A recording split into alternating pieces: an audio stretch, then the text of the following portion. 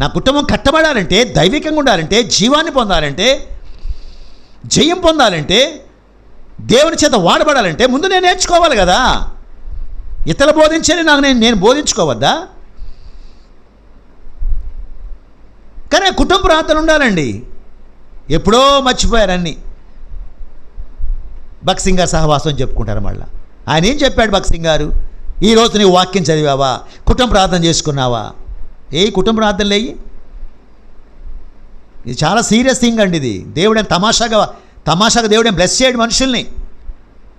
ఊరకనే ఆశీర్వదించడు ఆయన పద్ధతులు ఉన్నాయి. దేవుడు క్రమశిక్షణ కలిగాడు. ఆయన క్రమం కలిగిన వాడు, క్రమశిక్షణ కలిగిన వాడు.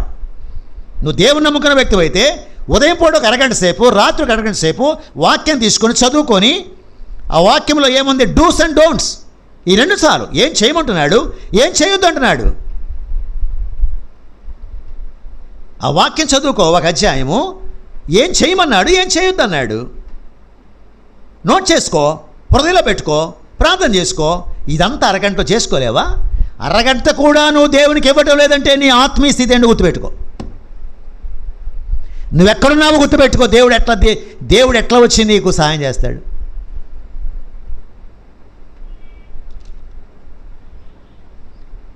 మనుషులు ఎన్నో రకాల మాటలు అంటారు. నీ వల్ల కాదు, నీ చేత కాదు, నీకు ఉద్యోగం రాదు, ఈ గవర్నమెంట్ ఉద్యోగం రాదు, నువ్వే ఆ చదువుకున్నావు, నీకు ఉద్యోగం రాదు, 100 మాటలు అంటారు. మనం మాట్లాడుతుంది దేవుడి గురించి, లోకం గురించి కాదు, ప్రభుత్వాల గురించి కాదు, కోర్సుల గురించి కాదు, దేవుడి గురించి మాట్లాడుకుంటున్నాం. ఇప్పుడు నేను సర్వశక్తి గల దేవుడిని ఓ పక్కన మాట్లాడుతున్నాడు కదా ఆయన.